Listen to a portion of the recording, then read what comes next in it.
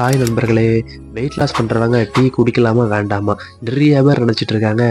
Tea குடித்தா wait குறையவே குறையாதுன்னு. அப்படிலாம் கிடையாதுங்க. நம்ம குடிக்கிற டீயில் இல்லை மேட்ரு, அதில் போடுற சுகர் தான் மேட்ரு.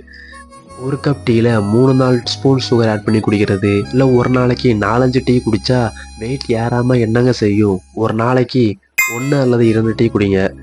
ஒரு கப் டீயில் 1 ஸ்பூன் சுகர் மட்டும் ஆட் பண்ணி குடிச்சிங்கன்னா வெயிட் லாஸுக்கு ஒரு பிரச்சனையும் வராதுங்க. நீங்களும் என்ன மாதிரி டீ குடிச்சிட்டு ஜாலியாக வெயிட் லாஸ் பண்ணுங்கள். ரைட்டு, இப்படி இருந்தேன்னா இப்படி ஆகிட்ட சேலஞ்சில் இன்றைக்கி டே 7. காலையில் வழக்கம் போல் எழுந்திரிச்சி ஃப்ரெஷ் ஆகிட்டு ஜிம்முக்கு போயிட்டேன்.